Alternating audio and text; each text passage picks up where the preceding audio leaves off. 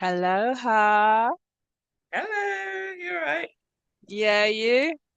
Yeah, I'm good. I'm good. I love the picture in the background. I don't know if I've seen it before.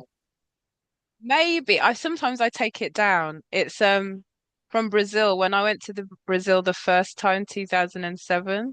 Hmm. So there's so much energy. It's by Kolka. He's called Albert Kolka. That's his name. Ah, love it. Love it, love it, Yeah. love it. Hi, Chris. Aloha. Hello. Hi. I'm just gonna put my camera for 1 minute to finish eating because I got in Oh about a yeah. minute ago. Wow. Cutting it fine. Yeah.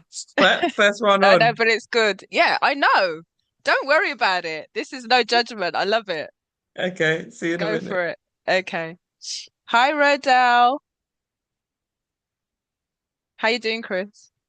I'm fine, thanks. Yourself? Yeah, I'm good. Rodell.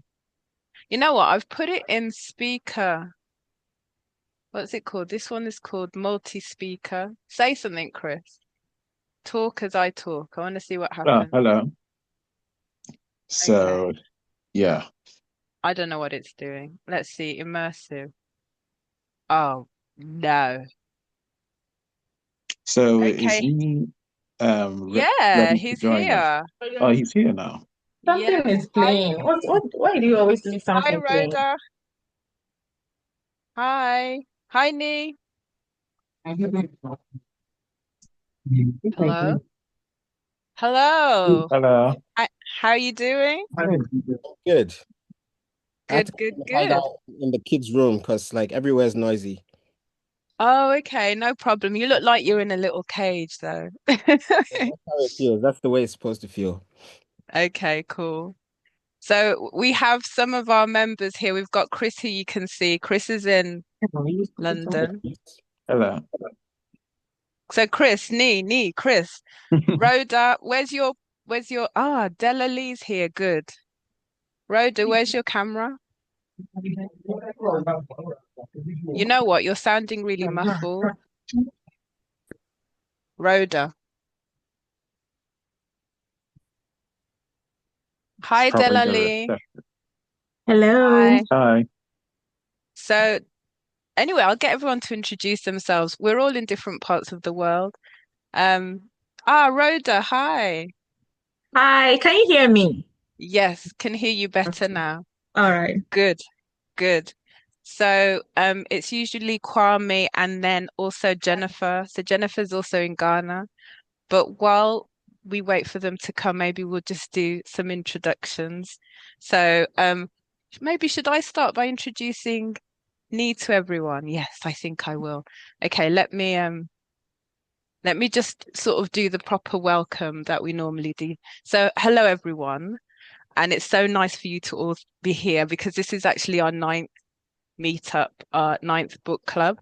And as you know, we primarily read books by Ghanaian authors, but not exclusively. So we sometimes read books by other African authors. And as you know, we read Things Fall Apart by Chinua Achebe. Um, I hope you can all see me still. Can you? Okay, if I'm reading Yes. and somebody comes in, just please add them. Just I might not see them.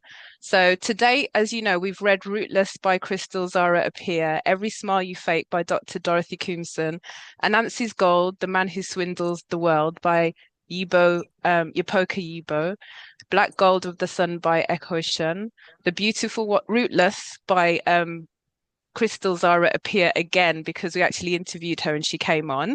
The Beautiful Ones Are Not Yet Born by Ayikwei Parkes, Accra Noir, edited by Nana Amat Dankwa, and Things Fall Apart by Chinua Achebe.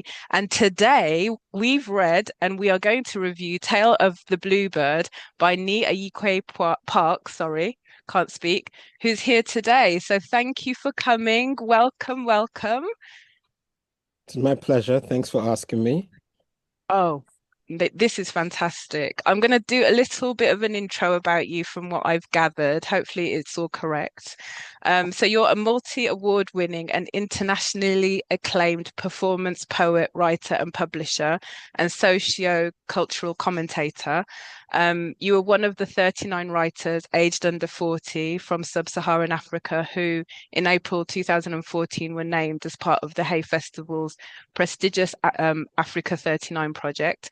You also write children's books under the name KP Kojo.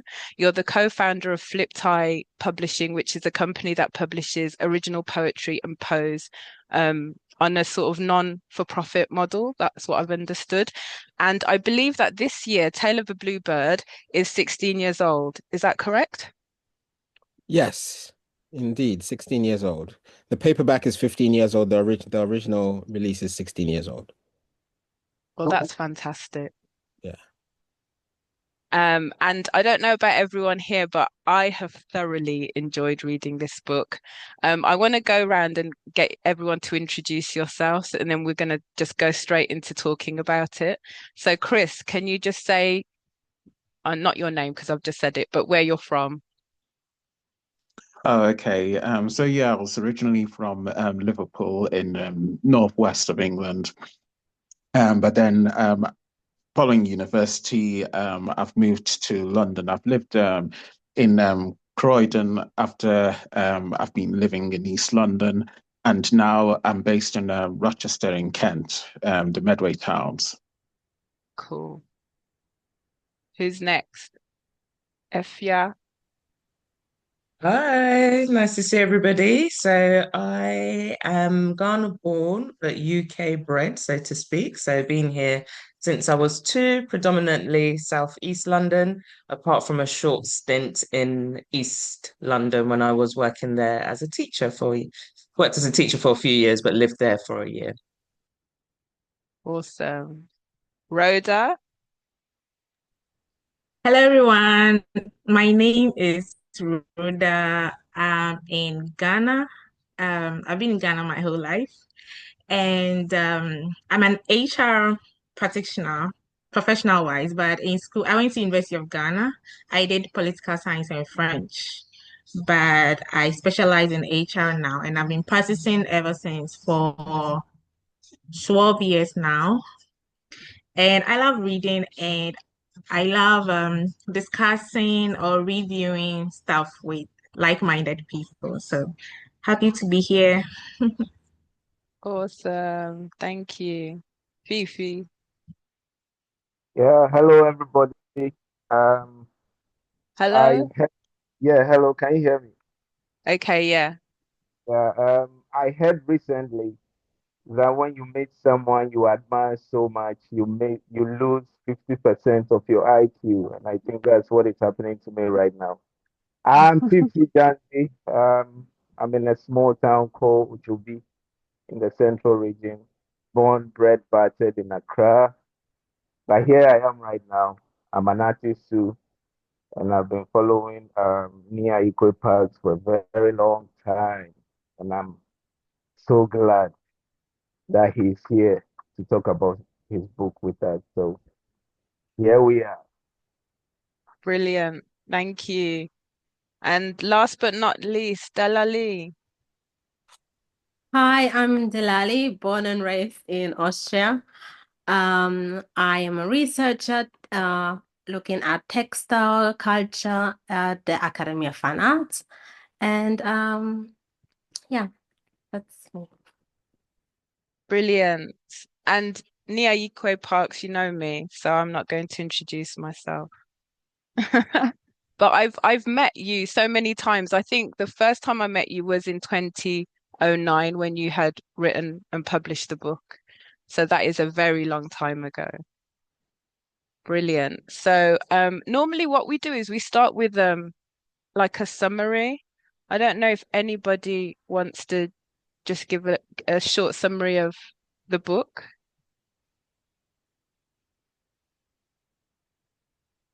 Okay. Phil, when the I'll do. author's here, is it good for them to give the summary? I can't remember what we did with the previous authors. Oh yeah, I think yeah, we did do that. Nee, how do you feel about going back 15 years and telling us about the summary of the book? That's fine. I mean, summary of the book is um at the beginning of the book, some remains are found, and the entire book seeks to find how the remains came to be there and if justice has been done. So that's like this most summary form of it. But beyond that, it's a novel about power, really. And so it's a false or semi-detective. It's within the detective genre, but it's kind of looking at the dynamics of colonial power, power within the home, gender, age, brutality, so police forces, that kind of thing. Yeah. Mm. Brilliant, thank you. So normally what we do is we talk about what we liked about the book, what we might have found a bit challenging. So I'm just going to start with what we loved about the book, and then we go around and discuss it. So I'm going to start, if you don't mind. I'm just going to say that I absolutely enjoyed the book. I thought you packed in a lot in 170 pages. And I was really gripped. And what I thought was interesting was it's a book about a perceived murder, but actually nobody dies. I think that's really interesting. I loved the different voices in the book. I felt like it could be a film. It was something that I was watching as opposed to reading, and I felt it was really authentic in the sense of being somebody from the diaspora, not having a like fundamental perfect grasp of speaking the Tree language, which is a language in my family. But I felt like you managed to sort of meld those two because the guy's from Birmingham, or he lived in Birmingham, Kayo, and I'm a Brummie. So I really felt it spoke to me from that point of view. So I did want to ask you, why Birmingham? Usually people don't pick Birmingham in the book, in any book. Well, I mean, for one thing, it's funny because Chris was saying he was born in Liverpool. I was born in the north of England as well. And I've always thought like there's so much exclusion of the north of England when things are being written or discussed, in the same way that there's exclusion in the north of Ghana, actually, when things are Mm, being written and discussed. And so, yeah, I felt like it would be an interesting, and also people don't understand that actually majority, if you're looking at the top 10 towns in England, majority of them are actually in the north, not in the south. And so yeah, I just wanted to pick that. So yeah, similarly, I was born in the north of England, grew up in London for like a little bit, and went to Ghana when I was 4 or 5 years old. mm. So I grew up in Ghana, and then came to university in England, and then went back to Ghana. So that I feel gave me the ability to straddle the worlds that were kind of covered in the book. Because when I went to Ghana at 5, I spoke Ghana because my parents spoke Ghana to me like from birth. But the boys I played football with spoke Tree, and so I had to learn very quickly. And yeah, so just kind of the dynamics of how we actually use language in Ghana, regardless of where you are, you just kind of mix and match and that kind of thing. And I really wanted that to come across. It really did. I don't know what anyone else thought. If anyone else wants to chip in. Okay, I'll say something. Like the point you made about he being able to pack a lot in 170 pages. I was so excited about that because I felt it was quite rich and it didn't drag on like you would have other books. So that I enjoyed. And I don't know if you remember Inspector Bidiaku, but it did remind me of that, and it gave me a really good nostalgia feeling. One thing too I really loved about it is that oh, something that just came to me. Okay, I'll come back to that. I wanted to make a simple. Yeah, yeah. So at the point where the inspector was going to shoot Kayo, I was getting so mad. Like I thought he was going to kill Kayo.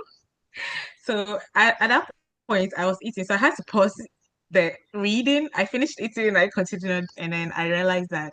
And I like the way you made it sound like the African power was quite strong because when I look back at it, I could only interpret what Opini Opoku might say that it's the strength of the ancestors or something that I was to think. So I really like how you played that out in the whole book here. That's how I say. Cool. Who Thank else wants to go? Yeah. Um, yeah, so Fifi here. I love the dialogue so much. Now, whenever I go to town, I'm always listening to how people are talking. And like I was saying yesterday, a kid came to the house, looked at me. Oh, you have go and baba your hair. Now you look like someone different. You know, that kind of language. And I like it so much. It's authentic, it's raw, and I can relate to every bit of it. So I felt I was in the room, especially with Kayo and his boss. And then when he closed, the way he drove all the way through town to home, Laboni. The last time I went around trying to trace the route, through Circle, that Shaolin is no longer there, but I know where it used to be. Unfortunately, I couldn't get to Nyamashi. But I think it's brilliant. It's brilliant. Now I'm thinking that I I have to rethink the way I write now because what you did there is brilliant. And I think there is so much I have to learn from that. If I want to be authentic, if I want to portray my culture, my roots, and everything, then I think it's your book. It's a reference point for me. thank you, Fifi. Yes, and you won't find Yamashi. Neither will you find Sonokrom. Because I do like to use fictional places when I'm writing, so nobody will argue with me about where the street lights are or anything like that. It's just a world I created within a real world, you know? Yeah. Chris, did you want? Oh, Kwame. Yeah, hello. Greetings to you all. Greetings. Yeah, so the story is about Kayo. Is it Oh, Kwame, sorry. So we've done the summary just because, all right, all right, all right, all right, all right. and actually, yeah, I don't know. Talk to us about what you liked about it. Well, okay. I think the author makes it makes it fun, like in the book Tradition Meets Science, the CSI style, with Kayo's style of CSI investigation meeting the traditional way in Sonokrom, which is way different. So Kayo bringing along all the experience and training he has had in the UK to Sonokrom, a village like a traditional village, which is still, although not very far from Accra, but it's like a traditional style. I feel like the meeting point between science and tradition was also, yeah, it was also great in the book. And the author, I can't tell whether due to the title of the book carrying like it relates to a bird, but in the book the author makes so much mention of a lot of birds, a bubro, the dove, then other birds who which has kept my mind, and also the musical mentions in the book with Stevie Wonder, Ejako Nimo, and it was even in the book that I found out that Ejako Nimo is a trained biochemist. So yeah, Mm. yeah. So basically, the music I enjoyed. Also, the several mentions of the birds, and also where tradition also meets science in Sonokrom was also fascinating to read. Thank you. Thank you, Kwame. Little tidbit. So, Ejako Onimo, my father was also a biochemist. So he knew Ejako Onimo. And so sometimes on the weekends, he would come to our house and just come and play while he was drinking. And then he would give us these, well, what do you call these little bells that you play on your finger? Pushka. Not the koshka. The koshka is wood. Um, oh, I know what you're talking about. They're almost Yeah, like mini symbols, yeah, I yeah, think. yeah, yeah. There's a name for them. I've forgotten. Mm. Yeah, so he would just let us play along. And so, yeah, so that's how kind of I had that information from having met him. Okay, okay. Yeah. That's brilliant. I'll jump in, Abna. So a lot of what everybody said in terms of what they liked. So the two additional things I think that stuck out for me, I really like it when you get to almost understand things from the first-hand perspective of the narrator. So I liked the fact that with Kayo, you got to understand maybe some of his thoughts, his reflections, his internalization. I think there were times when that came out really nicely in the book.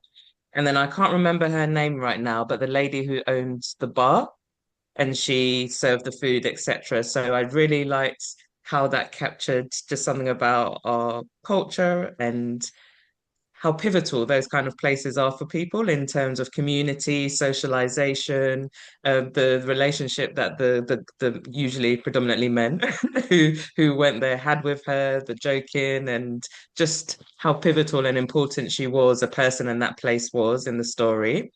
And then I'll say the thing that I found challenging, and it might be the thing that some people have said they really enjoy, but maybe I find it a bit more difficult, is the tree I can deal with, the English I can deal with, but the pidgin English I found quite difficult. And then also, and I know this is very Ghanaian, speaking in parables, because then I get a little bit lost. So I must admit that there were times in the story where when it was pidgin English or they're speaking in parables, and I've even had this conversation with a friend, and I was like, don't use it, just tell me what you mean.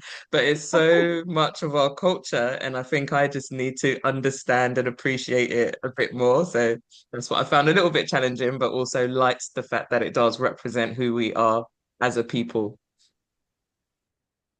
Have you had people say that to you, Nii, about the Oh yeah, I pigeon? mean, European readers really struggle with that, and they struggle with like the tree, like using tree words for trees and stuff like that. They struggle with a whole lot of stuff. But I always say to them, they read science fiction and they don't complain. So like they need to do some work. Um, but yeah, with the it's funny because when I was younger, I used to really hate the parable stroke proverbs. But as I got older, I really got to appreciate them because I realized that the same things I was told when I was younger, as I grew older, I began to understand them. And actually, that's the whole point of them, is that they give you this information that you can carry with you your whole life and it keeps teaching you as you become wiser in the world. And I just think it's something really incredible. So that's why I use them. And sorry if yeah, but in I was good just time, going in to, good time. oh, sorry, I was just going to add to that actually. If you think about it from a different perspective, so you've got things like the book of Proverbs in the Bible, and some people will be religious and they will really love and appreciate that. So I think things like that divide people as well. But you're right, you may learn them when you're younger, but you maybe come to appreciate them more when you're older because it then becomes your first-hand experiences. You can relate to them more, you can appreciate them more. So no shade, no shade. Chris, What I liked was the way the book changed language in terms of the style of storytelling. For example, it went from like one style of storytelling as told by a paying Poku.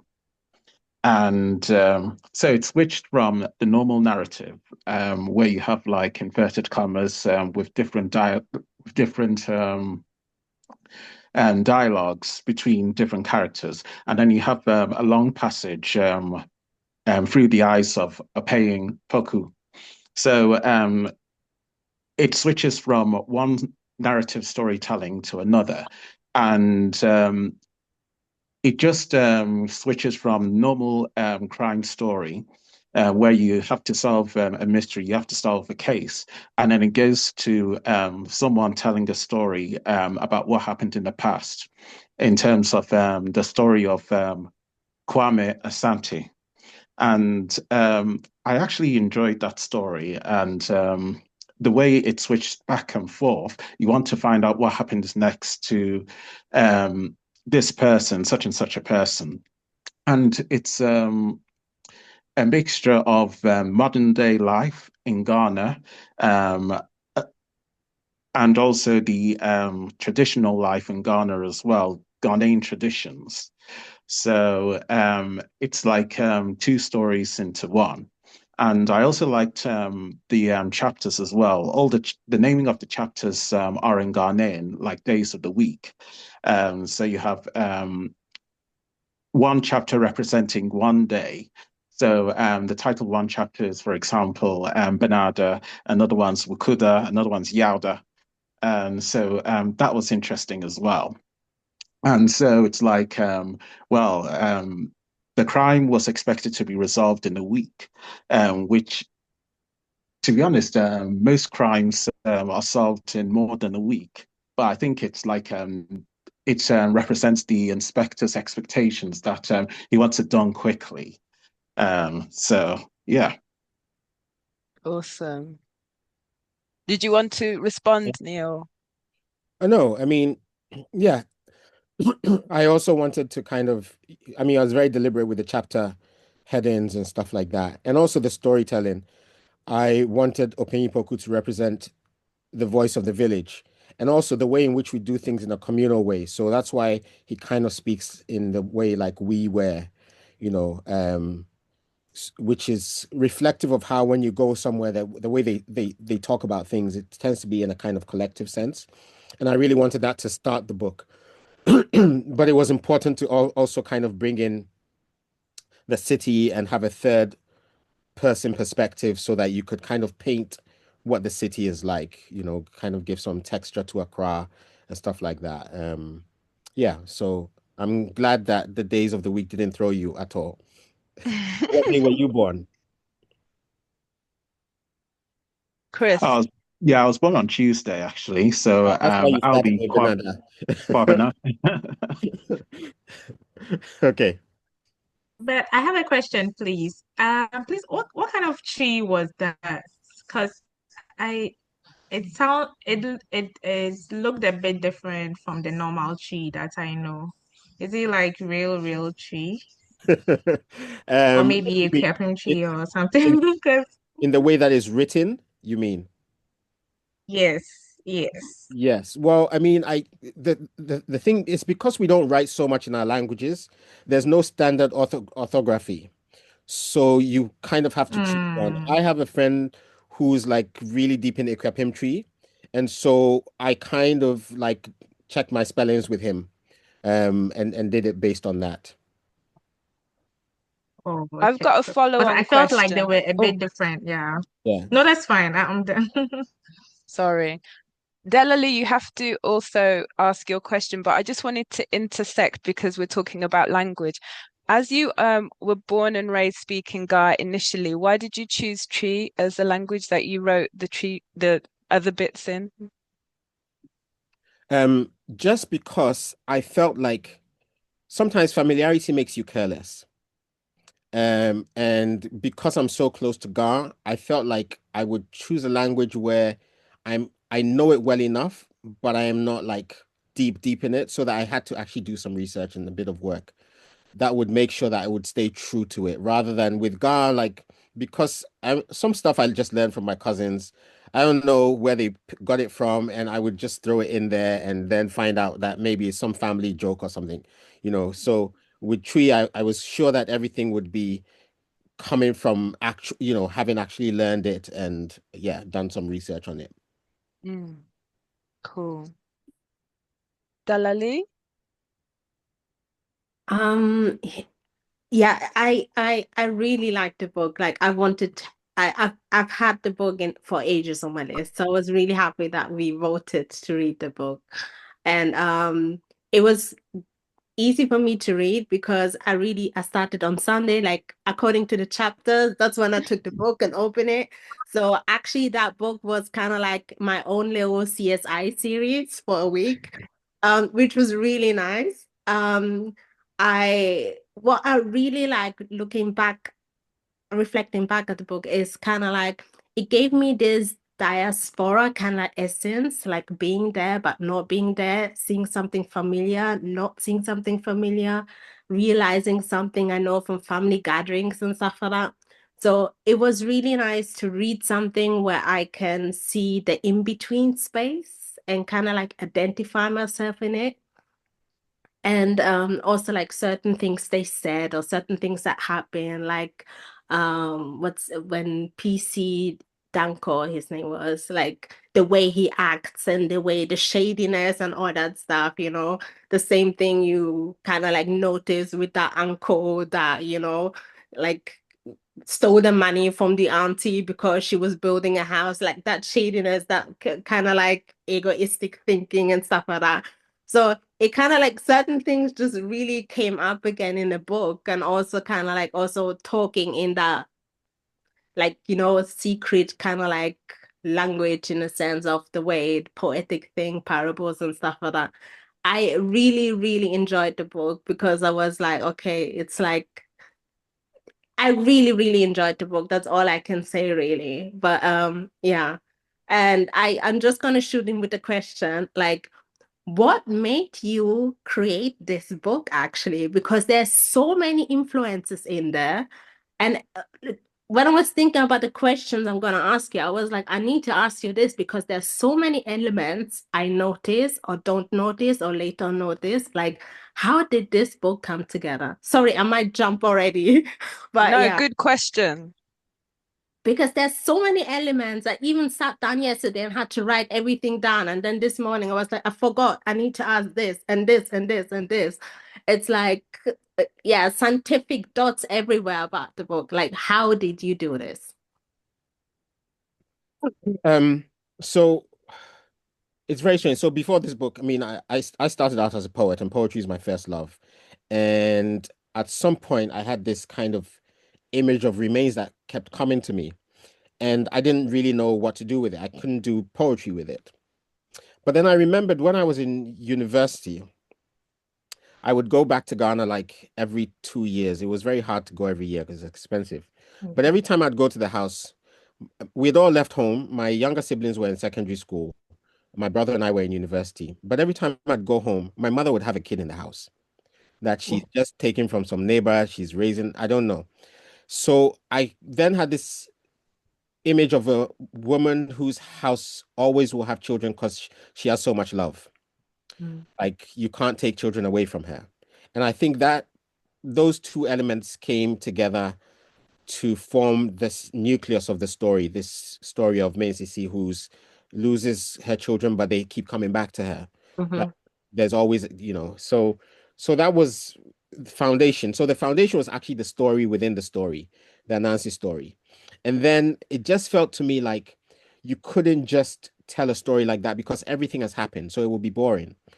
So I had to find a frame that would be engaging to carry it. And that's when I brought in the whole detective element. I had been watching a lot of CSI. I'm a scientist by training. My ex studied anthropology, and I used to read all of her books. So I've read like the Europeans and how they describe Africa and how they misunderstand Africa and kind of impose their own thinking on the things that they see. And so I really wanted to respond to that. And so, stuff like Poku asking Kayo if he can explain deaths, and then saying to him, like, yeah, I understand that it's a bullet, but why this particular one at this time is to show that just because you go somewhere doesn't mean you know how people think.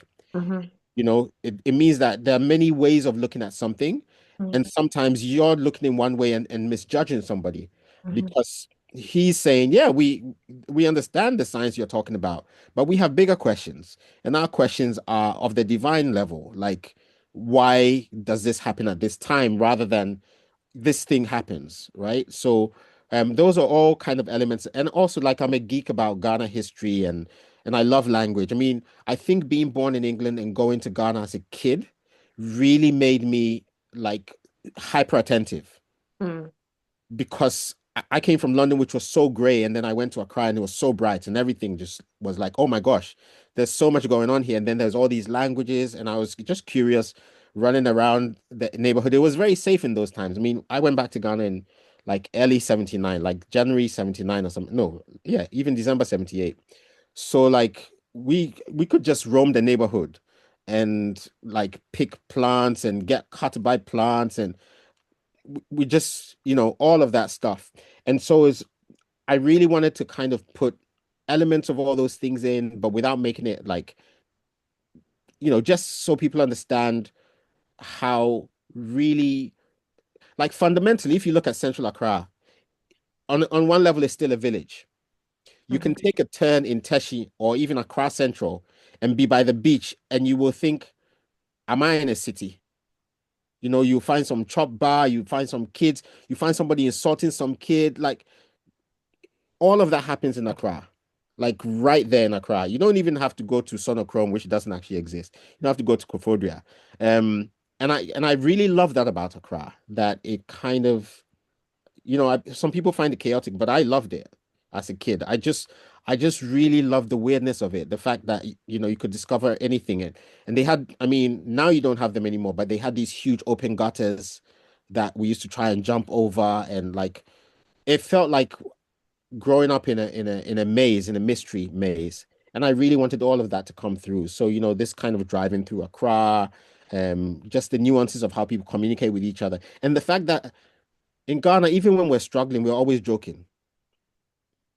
And I really wanted that lightness to be in the book. So yeah, all of those elements come into play, but fundamentally there's this story within a story, and then I wanted to put it in this frame, which is kind of like, within a kind of mystery frame, so that people can. Oh, you keep going. You're doing it. Oh, sorry about that. I think somebody is just muted. Ah, okay. Just to add a point to what Nii has said about the jokiness, the lightheartedness, I found myself laughing out loud in some parts of the book. And I'm sure one of the other people admitted to laughing out as well, because there were a few like phrases which were really funny, especially with Kayo's interaction with his friends when he went out for like a drink with them and all that stuff. So it wasn't all serious, and that's another thing that I liked in the book, because you'd think that it'd all be like dark and serious because it's like a crime thriller, but you have some lightheartedness as well. I really like that as well. Um, I was gonna say, when you think about Kaya's day, it was quite arduous, working really early hours and getting home late. But I found it, even though it's like a sort of mundane thing that you do, go to work, come home, I really enjoyed the way that you described it. And I do feel like reading your book, it's clear that you're a poet first in the way that you describe a lot of those scenes. And I had a quote that I really liked, how you described Fufu, and it was like islands. I can't find it now, but it was like islands of white mold, mounds. I wish I could find it. But yeah, oh yeah, antelope meat was submerged like vessels guarding pale cream islands of Fufu. That's on page 100. And I just thought, I've never heard it described like that. It just sounds really beautiful. I do love food, so I'm sure that comes across. I wanted Definitely. to, oh, sorry, Abner. No, carry on. There were a couple of things that I took screenshots of. There's three of them, so I'll maybe just pick one, and if we've got time to. And I know people have spoken about like the mundane and everyday, and then also the things that were quite humorous and tradition. But there were a couple of quotes that I kind of uh took pictures of. Just trying to think of which one would be the best one with the with the limited time. Okay, I'll go with this one just because it's a conversation I've had with my friend. So it's the bit where I can't remember who it is, but they're describing the Ghanaian nature and the Ghanaian character. So it says Ghanaians were reputed to be some of the friendliest people on earth, perhaps because of this very openness, but he also knew that they judged people and kept people at bay. They weren't unreservedly open. That was a myth. And then it talks about that's why in Sonokrom's welcoming attitude to him, he had to remain cautious. And I found that quite interesting in conversations that I've had with friends about actually people say we're really friendly, we're lovely, we're this, but there's always that little bit of caution or arm's length, or you're never too sure.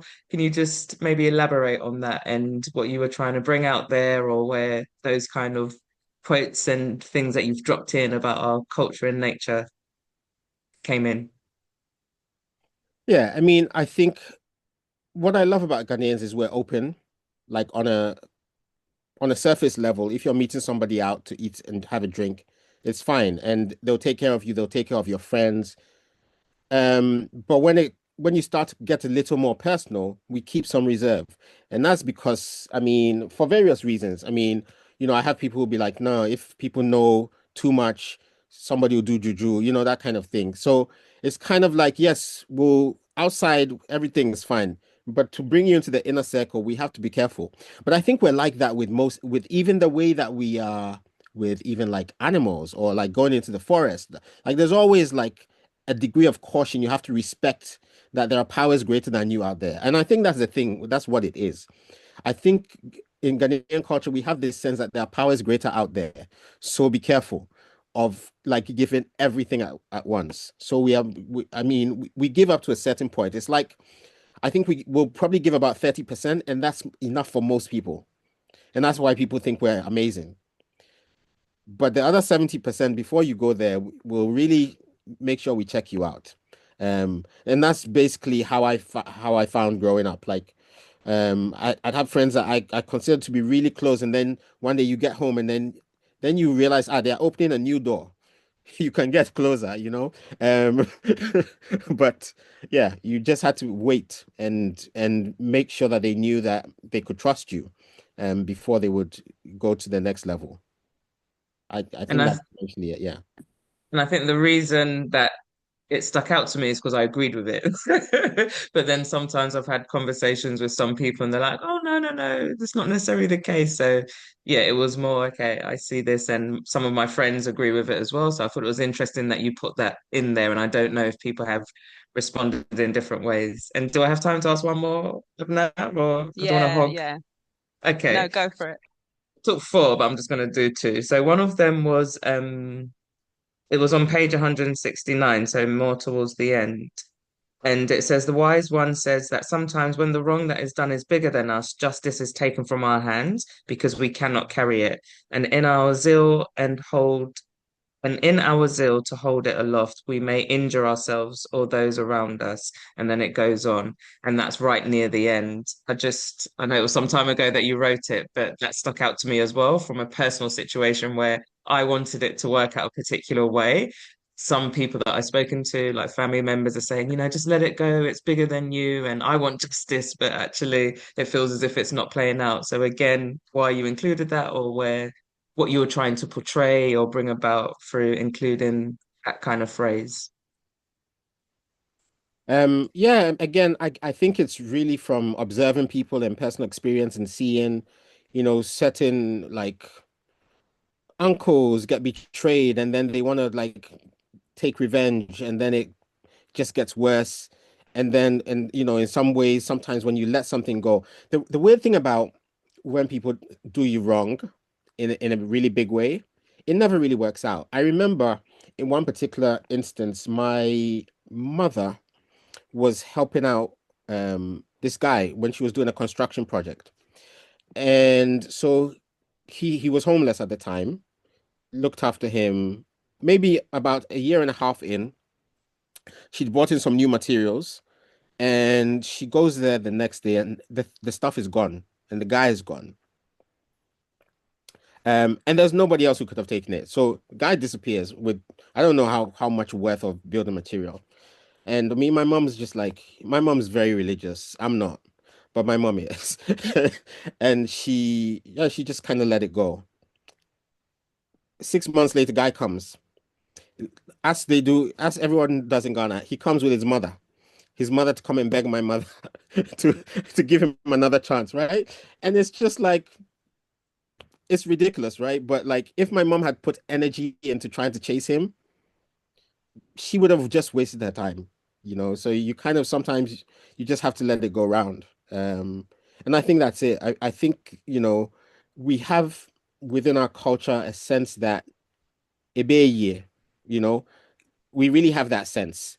And I think that that section is an expression of that, because I've seen what happens when you try and push things in your own way. Because also sometimes when something happens, you don't know the reasons why the other person acted the way they did.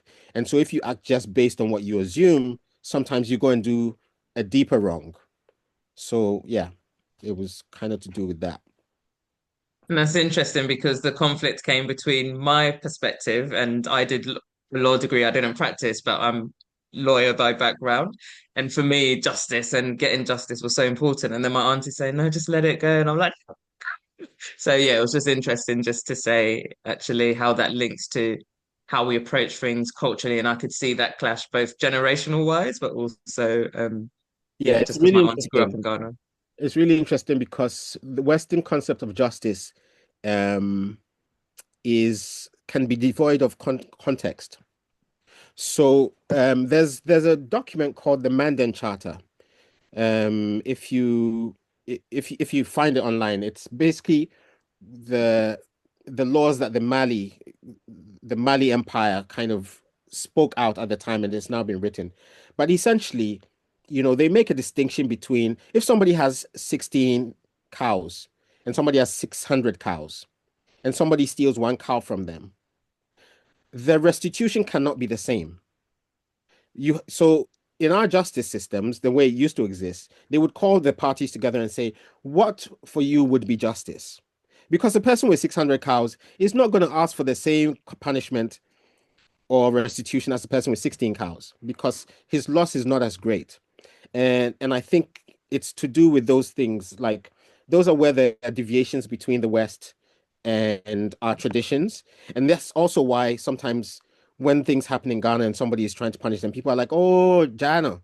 Yeah, yeah, yeah. Because for them, they're like, but this is not that important to you. Why are you chasing it in that way? So yeah, I think it's interesting that you studied law. We have somebody called Hadassah on the group, so I don't know if you wanted to say hello, if you had a question that you wanted to put to Nii, or if you wanted to just silently continue listening, which is also cool. Okay. I wanted to pick up on a few things that you said. So I felt like it was a book with lots of layers. So after reading it, I realized Sissy is don't cheat me as well. And then Sonokrom is it elephant a song? I don't know if I'm saying it properly. For elephant, what is elephant in tree? So Yeah. it's So derived from, yes. so are those connections, like were those intentional? I don't know Yes. anyone called Mensisi. Is that a name that somebody would have? No, no, no, no. I mean, I made it Mm. up. But this is why. So for me, when I'm writing, there's always layers of kind of I have to entertain myself as well. And I always felt like anybody who speaks tree, the book will mean more to them because of these kinds of layers. But yeah, there's definite intent in the naming, and even Yasomu, right? There's definitely a kind of link to Yasantua because she's a warrior, but Eyasum, like, just hold on. Like, there's yeah, all of the names, there's play in there. I realized that's also with the Nyamashi. Sorry, I know Gamashin, Yes, but yes, yes, yes. I think that would also Yes. okay. Yeah. It's the town of mothers. Oh, okay. Yeah. Okay. So, it's your personality. Can we tell your personality from the way the book went somehow? Are you a very cool, funny person? I mean, I wouldn't say I'm cool, but I can be funny. My family find me hilarious. I don't know about other people. Because I think the beginning of the book, when you introduce us to opening Poku, Hmm. I was laughing throughout. Like I was surprised about the language because I thought that was the whole book was going to be like Mm. the Ghanaian English. But I was just laughing through it. I was like, maybe you have a great sense of humor. The way he would just stand there and he go like, Sebi, you don't see like there's a penny here or something. Mm. And I thought it was really punchy. I really loved it. So I was just wondering if you be that kind of person through like, the way he went about, the way he was talking and all that. I mean, I think it's interesting because I actually think that that humor is not from me, it's from the language because Poku's voice is transliterated tree. Now, I think the way we express ourselves in our local languages is completely different. We're very like easy and like there's jokes in it, there's seriousness in it. And when you translate it into English or transliterate it into English, it can seem really offhand and funny. But if you think about it in the local language, it's like, yeah, that's how somebody would talk. And one of the things, when I was younger, we used to play this game. Like when we went to see a film, one of us would see a film and then we'd boss everybody about the film. So it would be like everybody saw the film, but only one person saw the film. But anytime you ask somebody about the film in English, they'll just say it was nice. And that's it. Like you wouldn't go beyond that. But if they had to speak about it in Tree or Ga, you would stand there and you would laugh, like you would feel like you were in the film. And I just feel like we express ourselves differently when we're speaking our own languages. And we don't bring any of the prudishness of English into it. We talk about sex, everything. Like in our languages, it's just we're talking. But the moment we start speaking English, it's like our character changes. We just Mm, become very official. And I think it's because our heritage of English is school and work. And so mm, it almost transforms our personality. And that's why I think most people, when they're out of work, they'll speak pidgin rather than straight English because it removes them from that. And because I mm, think people are also really funny when they're speaking pidgin. yeah. So yeah. So I don't think it's me. I think it's the language. I would give that to the language. One thing that I liked was I felt like there was an equal footing between Odru and Kayo. So whereas certain places you'd see the scientist, the pathologist being heralded above the traditionalist, I liked the way that they were on equal footing and they supported each other. One was asking the other. And in the end, it did feel like Kayo was on the road to becoming the next, I don't know, Odru in terms of being that fetish priest, the medicine man in the village. I might be wrong, but just because people would start to come to him, children would come to him as if he was a doctor, but that's not what he was. Yeah, I mean, I feel like when people are real scientists, they pay attention, right? I think the real definition of science is to observe and make change, right? Um, so yeah, I feel like first of all, he was raised properly, so he respects his elders. So there's no way he's going to walk in there and feel like I know everything, right? And then, yeah, the people that we call witch doctors and medicine men, they're not there by accident. We were treating malaria before English people came. We were delivering babies before English people came. Otherwise, they wouldn't have met anybody. Mm, you know, so all of these skills already exist, and I think that it's really important for us to remember that. And one of the things that when I was younger, when Rollins came into power, he made he officialized traditional healers. So they would get certificates so mm, that they could sell traditional remedies, herbal remedies. And I think it was a really good thing that was done because so many people made their livelihoods. And some of the most famous things that we use now, like chocho cream, came out of that kind of certification system of traditional healing and stuff like that. And I don't think it's unrelated to the fact that we now have a really big burgeoning skin cream, hair cream industry in Ghana because I think it's all linked to that. Um, so yeah, for me it was important that people understand that look, psychosomatics exist. And I think in our healing, we really look at psychosomatics. And anybody who doesn't believe in psychosomatics which means basically how the brain can heal the body. Anyone who doesn't believe in that doesn't believe in love, for one thing, doesn't believe in anger, because how do you look at something and become angry? Mm. Right? That means that your brain interacts with your body, and like your heart rate will increase, you start to sweat, all of that stuff. And I think that in our traditional healing, we focus on those elements maybe a little bit more than trying to like isolate what element within neem is healing malaria. Where like the neem is fine, is healing it. Why should I go and extract the one thing?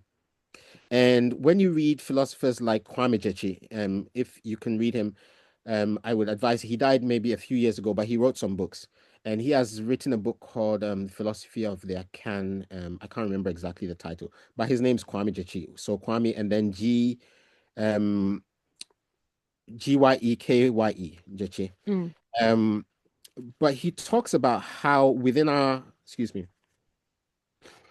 within our traditional knowledge system, the way in which philosophy is studied in the West, our traditional our elders would say is nyansahunu, as in it's knowledge for nothing. For them, knowledge had to be applied to life. And so they were interested in philosophy, but only in the way that it affected how people's lives could be improved or made better, which is why we have these proverbs, etc., etc. So the kind of thing where people are like, if a tree fell in the forest and nobody heard it, did it fall? That type of question they wouldn't ask, because they're like, what use is it to a living person? Right? So that's, so I think that's really important. And yeah, so that's why that respect is there, because he understands that there's something to learn from this man. And Odro, also being a wise person, is like there's something to learn from what this young man is doing. So yeah. Yeah, I love that. Our time is running out. Does anyone have any more questions? I've got loads. That's why I'm just giving you the floor. If you've got any more questions, speak now or forever hold your peace. So you wrote this book 15 I'll years ago, right?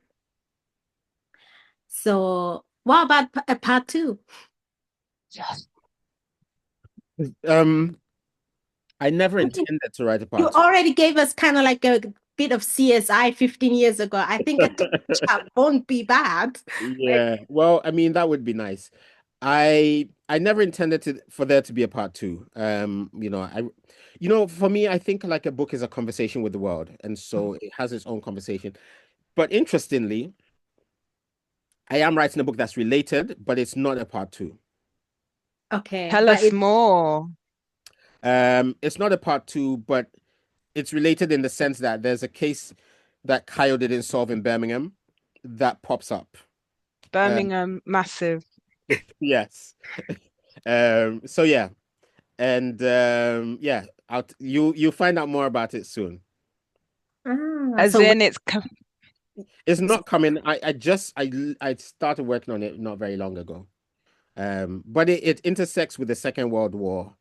Yeah. And some of like the kind of, like how people are like grappling for land in the Volta region, yeah. element of that in there. So yeah.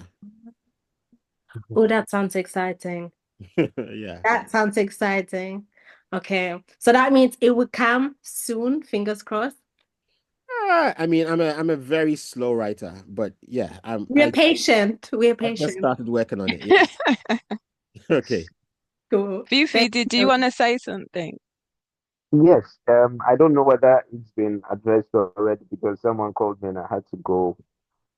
It's about it's about the way you write, your writing voice, the way you incorporate the Ghanaian way of speaking English into write. Did you have to learn to write that, or it came to you naturally? I mean, all I tried to do was like write the way that I would speak if I was speaking to my friends. So I imagined telling the story to my friends, sitting in a bar and telling the story to my friends, and how would I write it? How would I speak? And that's what I wrote. I just decided that I didn't care about what the Queen would think. And that basically freed me, and I just wrote in that way. Yeah. It's a shame we're running out of time because I wanted to talk about how the book was received and also the fact that it's been translated into lots of different languages and how that was done, how you were able to market it, it being sort of a typically small, like, thinner read than other sort of traditionally sized books and how that was. Like, were you being encouraged to make it longer or change it, all of that stuff? Yeah, I was definitely encouraged to make it longer, but I'm very lucky. My agent was very supportive because I had a very clear vision of what I wanted to do. Unfortunately, what happens in the West, which is where we end up having to publish, is that they still have this notion that Africans are just, if we're good at something, it's accidental or we're just talented, so we didn't think it through, right? um but I really thought through everything I was doing in this book. So it was very deliberate, and so my agent stood by me until we found the right publisher. In terms of translation, yeah, I've been very lucky with translations, and the one thing I would say is nobody has been able to translate the word sebi. So sebi has now gone into many languages, even in Japanese they are using sebi. Oh, wow. It's fantastic. Yeah. But what Oh, about there's Ghana? no What is equivalent. the yeah, what about Ghana? What is like is it part of the curriculum? I think it should be.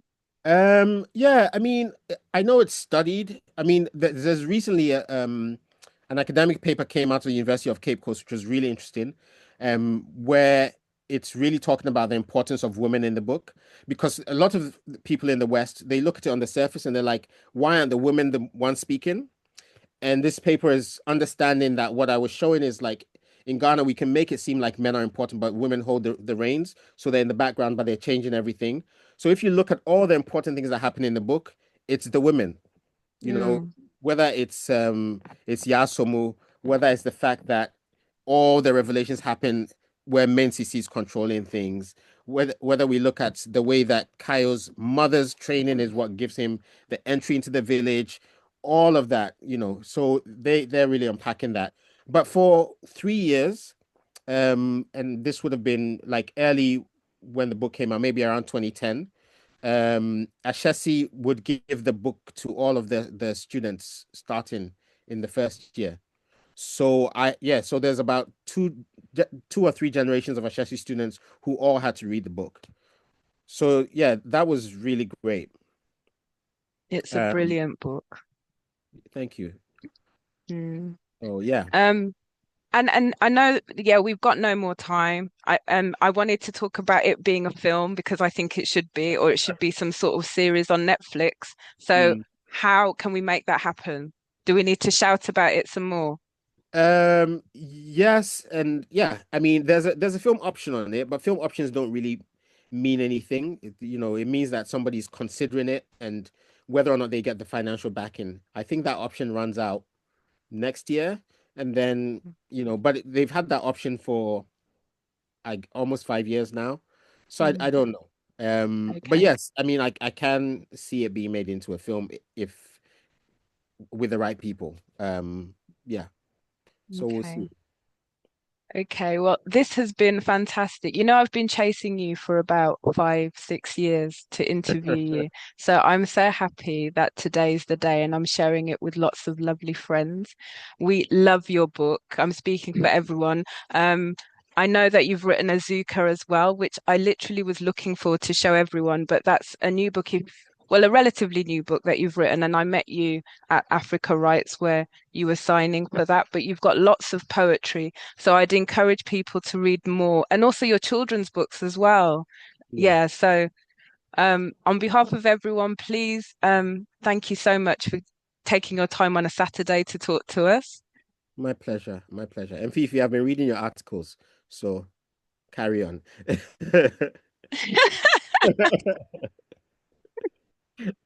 I'm capturing that face. And thank you all for joining from wherever you are, all the lovely places in the world, all the corners of Accra. Those of you in Accra, I'm very jealous of you. Those of you in Ghana, full stop, because you're going to walk out and you can get some street food, which I'm completely in love with, which I'll not be able to get over here. Actually, we went to 1957 yesterday, some of us. Me and Okay. Efia. Yeah, so you can get your what is it? Your mounds of, I can't find the phrase again, of the fufu if you want. Mhm. Yeah. Okay. Okay. Well, I don't Okay. remember seeing that on the Yes, menu. That is Santa. something I thought. Oh yeah, that's true actually. No fufu. Somewhere else. Okay. Rice and yam. Well, yes. So thank you everyone for joining. We're going to pick our next book. I'll send round like a questionnaire. But for today it is over. So thank you so much and see you next time next month. And thank you so much, Nii, again. Have a good Thanks. Oh, evening. bye. Thank you. Thank you, Ciao. Thank Nee. you. Bye. Bye. Bye bye. I see.